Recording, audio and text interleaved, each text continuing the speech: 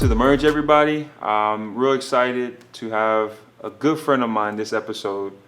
We met each other about 3 years ago when we were in well, he's still in a corporate gym setting, but I personally first started in a corporate gym, and he's one of the guys that I kind of leaned on and helped me grow, even though we both were kind of learning at the same pace. So I'm excited to have him on. I'm excited to not only have him on today, but to see him and the things that he's going to be doing going forward. So I'd like to introduce you guys to Mark Estape. Thank you, man. Man, thanks for showing up to the podcast, dude. Definitely, man. I've been excited ever since you reached out to me. Yeah. This is something I'm definitely looking forward to doing because I'm looking just like you did, kind of like growing my own kind of personal brand. Mm-hmm. So this is something I'm definitely looking forward to doing. Cool, man. Yeah. So tell us a little bit about like what you've been up to lately, man. Man, with this crazy time right now we're in, it's not much. It's very just stagnant, just kind of training myself and a couple of clients here and there that are up to training at this time. But before this whole thing happened, man, I was really into this personal training stuff at Equinox, really. Mm-hmm. And it was going good until literally this whole thing happened, man, and just everything in every business just came to a halt. Yeah. So right now the focus is preparing for the future. Yeah. So pretty much doing what I can to grow as much as possible, since this time is a little weird, to be beneficial for me in the long run after this. Yeah. So for our podcast listeners, because even though we're on YouTube, some of our podcast people won't be able to watch you. We're talking about the quarantine, the famous quarantine. We're on what, like day 70 or something like that right now? I think we're 3 months in. 3 months in. It's been tough. I'm not gonna lie. And before the quarantine, I'm lucky, dude. And I'll tell you why. Because right before the quarantine, my baby was born in February, and the quarantine I believe started middle of March. Middle of March, yeah, something like that. So when it really kicked in. I had buddies, dude, that were like not able to see their kid until like after the process. Like to me, that's crazy. I would have like raised hell and high water. But throughout the quarantine, I had 2 weeks off. I did daddy leave. I came back and worked for 2 weeks, and then I took another 2 weeks off. Okay. But then I was like, I can't stay home. I need to go back to work. Because, in our business, it's not like we get our little paycheck. We got to go earn it. We got to go look for the money. So, man, I've been working like maybe a month straight now. Maybe about a month straight without any interruptions. Now, obviously, it's a little bit different because, like, in the sense that not all my clients are back. Not all of them are comfortable. And that's okay. Like, I'm not going to lie. I was a little fearful at first. Same. So I didn't know what to, because this is new for us. It was kind of like when the swine flu happened and Ebola and all these different things that, we don't know. This is like kind of touched like iffy with it. Yeah, dude. And especially with the older people, I have grandparents that I often see and so, but luckily now I'm at the point where, some of my clients are comfortable coming back. I've been training people and we've been smart about it. So tell me about some of the challenges that you've encountered in this season. It's definitely weird in all aspects right now. But the hardest challenge I think I'm getting is just my clients having the confidence in coming back to training, just because of the cleanliness factor. Yeah. I can do as much as I can to wipe down everything possible, clean everything, keep distance, but it's just still that factor that people just don't know if they're going to get it or not. Yeah, man. And I do have like half of my clientele is in an older population, so I completely understand there. And not only just them, it's just the families that they come back to at their house. Yep. So they might be okay with their health, but if they get it and they bring it back to somebody else that's not so well, that's when really it starts to spread badly. So I think that's the hardest part. When it comes to actual training, I think it's funner actually trying to figure out different ways to train. Yeah. With less equipment, it's a little bit coming out of your comfort zone a little bit for most people. So in that aspect, I think it's a little bit funner. Yeah. But it's just coming back to normal, I guess, into like gym settings and stuff like that is the hardest part right now. I agree with you 100%, dude, because I feel like you have to really go in your bag. Yeah, exactly. And create stuff. Like I've created so many exercises. I'm sure they've been done before because like there's nothing new under the sun. Like I'm not saying that I'm like this amazing creative person because like I just kind of make things specific to what the person needs. But like I've been able to figure things out that if it wasn't because of this quarantine and like, make connections that kind of it was good. Like exactly. In a way, my business, it's been impacted, but I've kind of gone more towards my niche. So, a big part of the merge, right, and what we're trying to accomplish is we want to reach out to our community, You know, we want to build Definitely. and increase and improve our health, and we want to help people live a better lifestyle. So, cool. one of the things I wanted to talk to you about before we get into that kind of stuff is I want to talk to you about like your life, like what brought you to fitness, what made you, you know, want to, you know, find this as your career, what brought you to this realm. Okay, so going back long ago, I've been playing football. I've been playing sports my whole life. I've told you that. Yeah. So I've played Pop Warner ever since I was about 6 or 7 years old in Pop Warner at Tamiami. Tamiami. Back in the day. So Tamiami was a park though. I played football there, baseball. I played everything. Okay. So I've always been into sports ever since I grew up. My parents always threw me and my brother into sports. So going into high school, I was still playing Pop Warner, and I was either going to go to Coral Park where my brother was going. He was there because of a magnet program, he had an engineering magnet program. I didn't know that. So he was there because of that. Mm-hmm. Their football team, I'm sure you know, isn't the greatest. Trash. I love you know? guys. I have friends that went there, but y'all was trash, man. Same, Capital bro. T. Same. We beat them 77-0 one year. Oh my. Just put it that way. Oh my. Yeah. Wow. So going into high school, I was in like a little decision, but I had a good friend of mine, which is also a friend of my dad's. He was good friends with the head coach at Columbus at the time. So he was like, man, if you want to continue with this football thing, I would kind of help you see if you can get into Columbus and then really try and push your football path, let's say. So I was like, yeah, man, I'm all about it. So I got into Columbus, and I played football 4 years there. I was a 3-year letterman. I was in varsity. Actually, after my freshman year, it was a little shorter than varsity, than the regular season. So those last few games, they kind of bumped me up to varsity. Okay. I didn't play any of the games, but I was into the more practices and stuff like that. But sophomore year, I was playing varsity already. So most of the time, I was playing D-tackle, DN, and it was fun, man. To me, football was life back then. It was working out. It was football. Everything was about football back then. It was trying to get into college. Dealt with a lot of injuries, broke a lot of fingers, some ankle stuff. But one of the bigger injuries I had in my senior year was a broken finger and then a slight tear on my ACL in my right knee. And tell us about, because people don't know, you were on a legendary team down here. Yeah, man, it was crazy, man. So we had Frank Gore's cousin, Jakari Gore, as our running back. We had some big time players, man. We had a couple guys go to Rutgers. We had a guy named Antoine Laurie, who was a good friend of mine. He went to Rutgers. This guy was 6'3", 300 pounds. The guy was a beast. We had a guy, Tommy Heffernan, who was a middle linebacker. He went to North Carolina, so he was there. We had some big time players that made it pretty far. And then, so it was my sophomore year. We made it to the semifinals in states. We were actually the last played football game in the Orange Bowl. Wow. So we were the last. It was in the rain. It was epic, man. It was the greatest football game I've ever been in. You take a piece of a chair with you, like a lot of people did, bro. A lot of people did actually. So that was like a big highlight of mine. It was really cool. And we actually played the Northwestern team. Yep. That was Ja'Cory Harris. That was the whole team that went to UM that year. The whole team. The whole 2009, squad. right? 2009. No, 2008, I think. 2008, okay. 2008 season. 2008, One of those years, yeah, one of those years. But yeah, man, 11 or 9 guys went to UM that year, and that's the team we played. Come on now. It was cool to play him, though. It was like a guy of that caliber is insane to watch play, man. Yeah.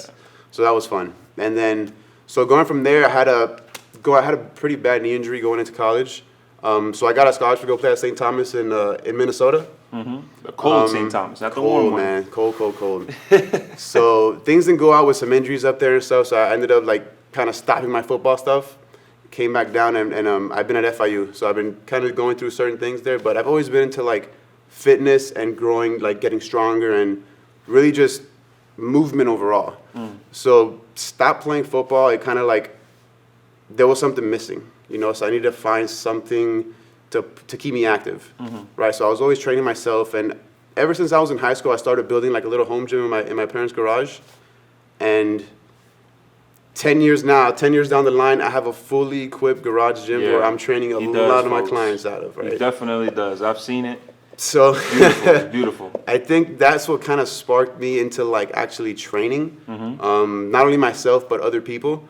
I somewhat rehabbed my own knee into getting a lot healthier, and maybe not to 100%, but pretty close to it.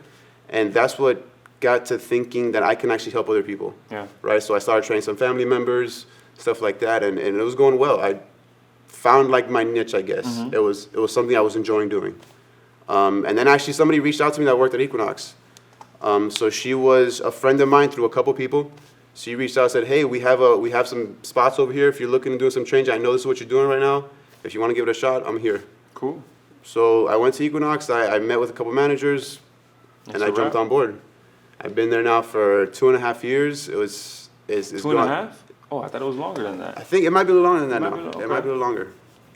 But you started a little bit after I did. That's yeah, why. I started a few months after. Got you. But the main reason why I went there and I didn't continue really pushing my personal stuff was because I knew that Equinox was a gym that actually taught a lot. Mm-hmm. I heard from a lot of different people that actually they gave a lot of knowledge. Mm-hmm. So that was the main reason I went there, and I've become a completely different trainer since I've been there. 100% fact.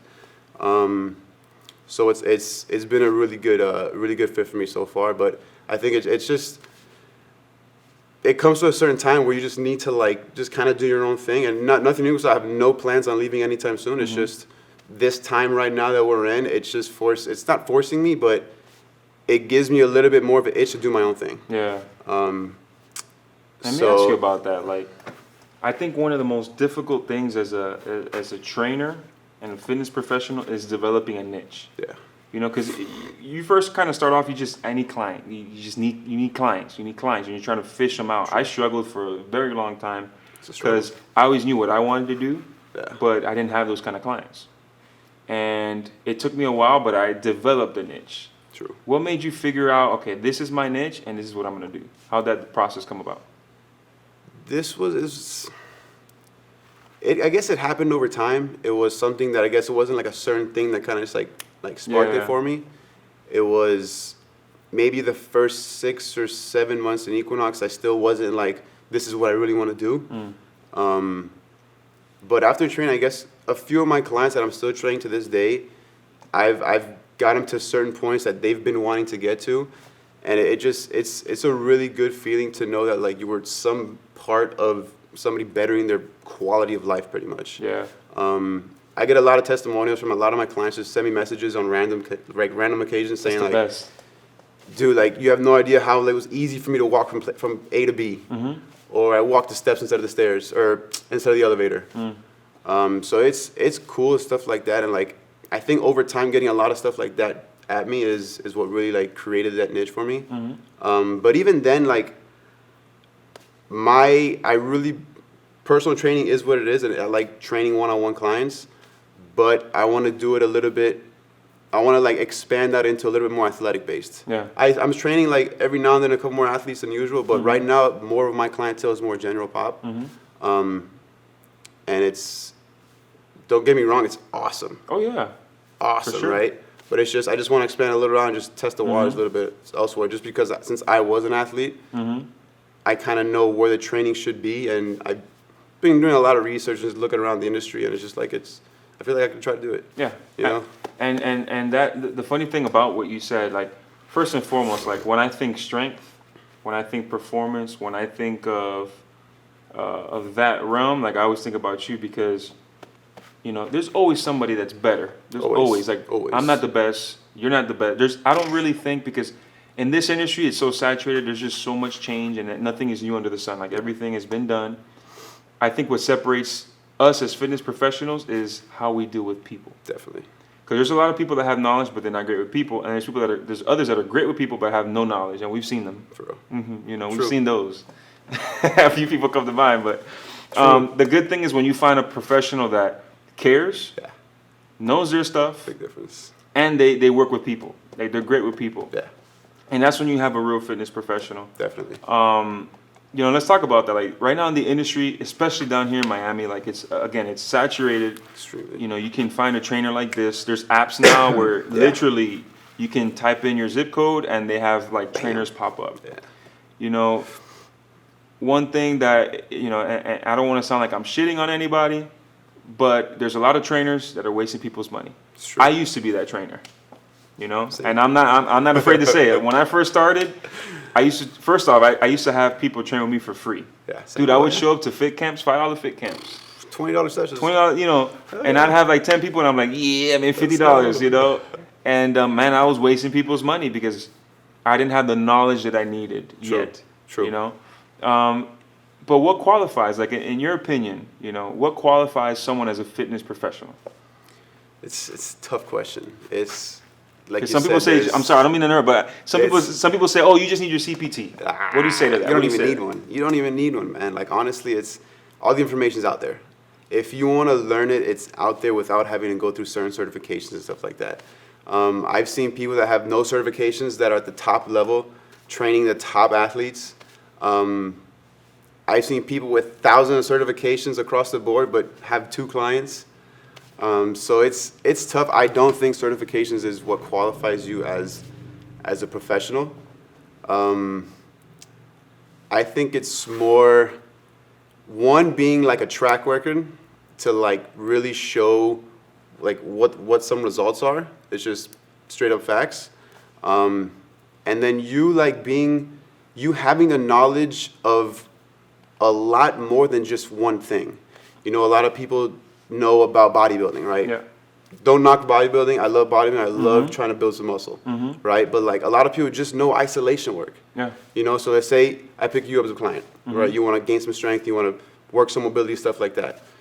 If all I know is bodybuilding, I might put you on a little bit more machines than what somebody who's a little bit more functional training based would put you on. Yeah.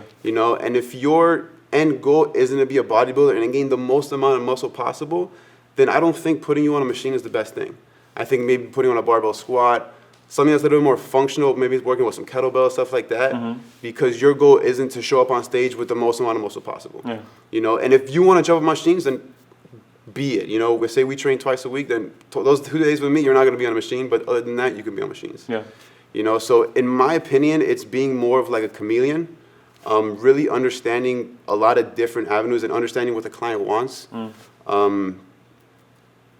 It's really understanding where you want where the client wants to be, and you finding that path as smooth as possible for them, and that's like the most efficient and most fun for them. Yeah, definitely.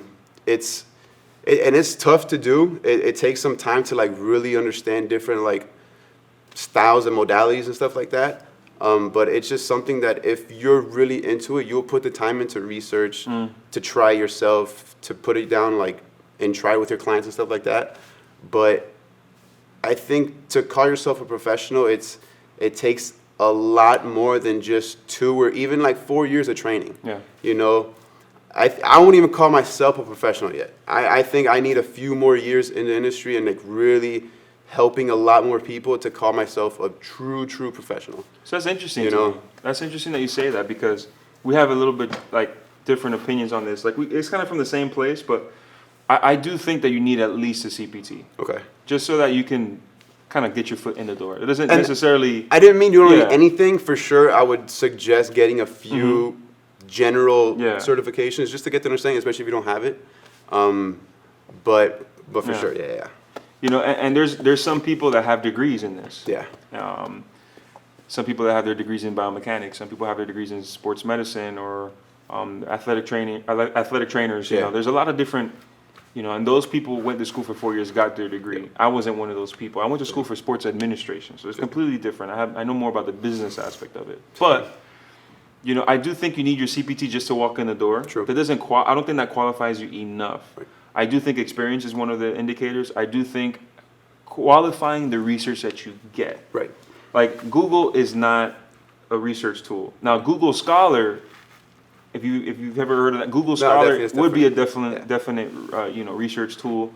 Qualifying your research where there's at least 20 people that have qualified that specific thing that you're reading. I think that's, if you're able to back up what you're doing, that's completely different. But I do think that because we've had so many bad trainers in the past and people have had such bad experiences, our industry is kind of diminished in the sense that people think that we just pick exercises and here you go. They don't know that we have to make sure that they're moving on all 3 planes of motion. They don't know that we have to make sure that they're doing all 7 gait patterns. People don't know that we actually know what we're doing. True. The good trainers. Most part. And it's because of all the bad ones that there are. Just like in any industry, there's a great chef, there's a bad chef. You know, Good doctor, bad there's doctor. great doctors, there's bad doctors. Like in every industry, Yeah. there's good and bad, and it's just trying to filter out who's good and who's bad. So I think it has a lot to do with where you get your research as well. But, True. Dude, what are some of your pet peeves about the gym? Like, whether it be like people racking up their weights or like what are some of your pet peeves? Oh shit. Let me see. One of them for sure. Okay, so let's say there's a kettlebell rack, right? Mm-hmm.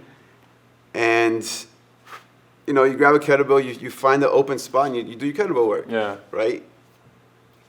The one thing that irks me is somebody grabbing a kettlebell, just turning around, standing exactly in front of that kettlebell rack, and just Oh. start swinging. Yeah. Or start doing snatches. Blocking like the Yo, weights for blocking everybody the else. entire thing, man. I'm just like, Yeah, oh, dude. come on, man. Just move out the way a little bit. I That's can't. one, right? Yeah. Similar to, like, on the dumbbell rack, let's say, you pick up a dumbbell, and you just literally stand right there and, like, just do bicep curls. Yeah. It's Blocking like it. just block. Literally, nobody could walk through, you know? Yeah. It's just like Those that. Like, suck. those two, for me, are just super annoying, man. You know what I can't stand, dude? When you have that okay, there's a few. I'm gonna give you a few, right? So we all know, listen, everybody sweats.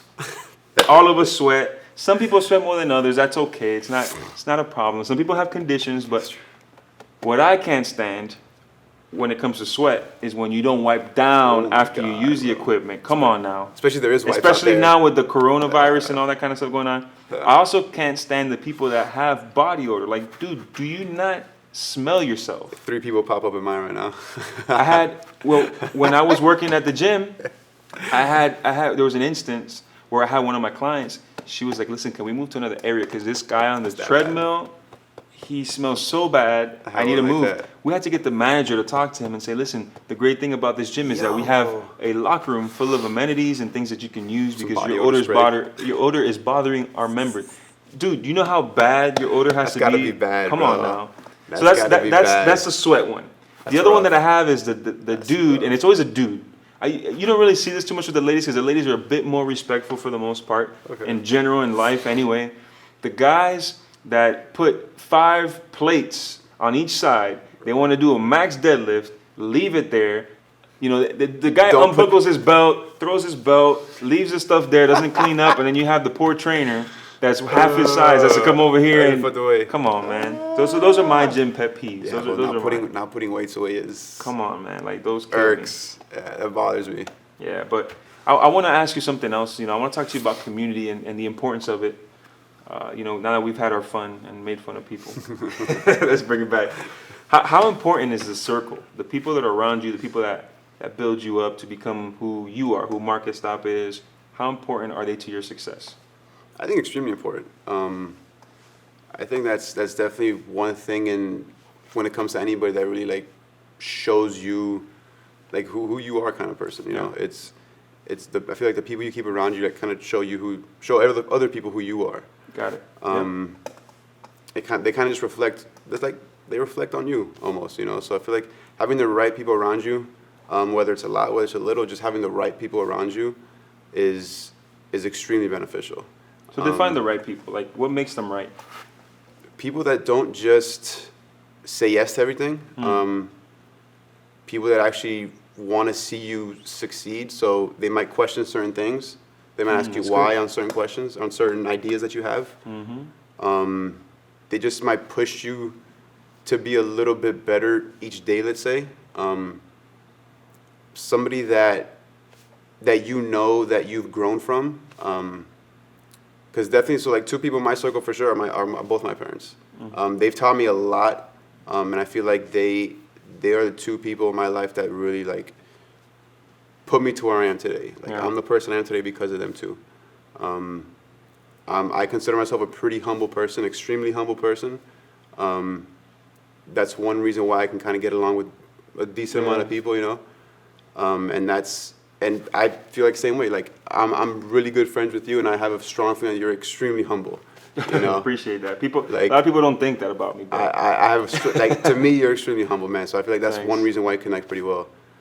So that's definitely one thing the reason why I think having a good circle around you is beneficial. And not only that, just people you care about too. You got to care about those people too. Yeah. They can't just care about you. You have to want them to do well. It kind of goes both ways there. Isn't it funny how that relates to the trainer as well? Yeah. Someone who challenges you doesn't always give you the answers that you need. Someone that's constantly pushing you, wants you to become better. It kind of correlates. That's why I love.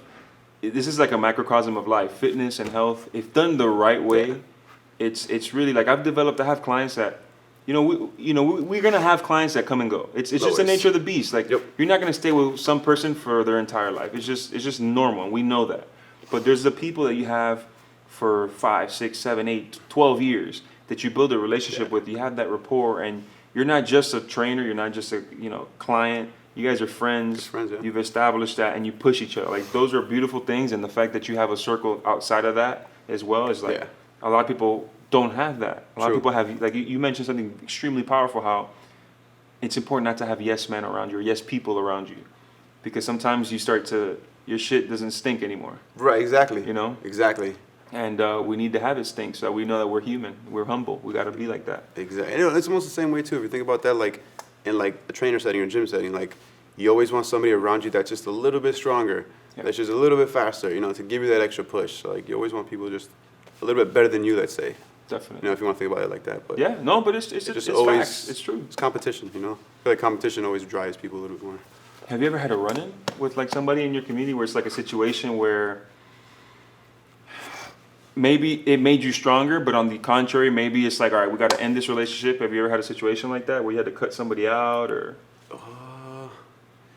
I've definitely had a situation like that that I feel like I've grown from.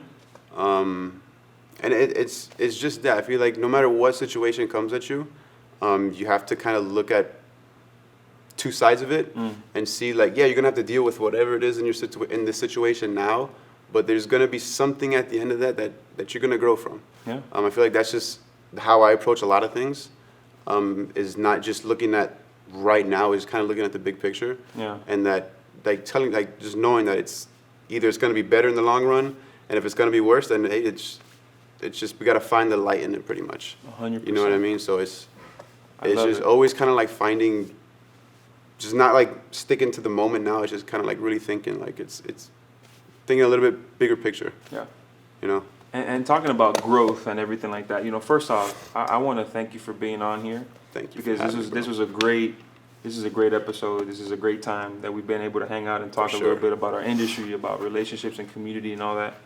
But we're gonna do some lifting today. Yeah. So he's the deadlift king right here. We just saw recently on ESPN. We saw this guy. How many pounds was it? 501 kg. 501 kg. So 1,100 something. 1,000. So we're not gonna do that. We're not gonna do that. But we're gonna do our own little version of that. We'll come close. So, for those of you listening on our podcast, obviously you guys cannot see this because it's a deadlift. But if you want to go ahead and see this, go to our YouTube channel. Subscribe to it. We have wonderful episodes for you guys to go ahead and enjoy. And you can go ahead and see this guy right here do a crazy ass deadlift. Yeah. All right. So thank you, man. I appreciate you. Thanks for coming on. And let's do this thing. You ready? Let's do it. All right, guys. So here we go. Mark is getting ready, as you can see. He's doing his little Suzanne Summers warm up. But he's getting ready to do a deadlift now. This is just some weight for him to warm up. This is a little bit of weight for him. This is 225 pounds. He's just warming up with that. That's a human being, okay? All right, so we're gonna go ahead and do that just as a warm up. And as time goes on, you're gonna go ahead and see him go for his max deadlift. All right, so stay tuned. All right, so we're gonna go with a conventional deadlift today. First things first, just walk up to the bar. Once you walk up to the bar, let's go about hip width apart. All right, once you're set up, let's get down to the bar now. So once we get down to the bar, arms should be directly by your legs. Let's have your legs touching your arms. Now here, you wanna break that bar in half to create tension. Once you're here, you're gonna brace your core, lean back into your heels, and pull that bar right up.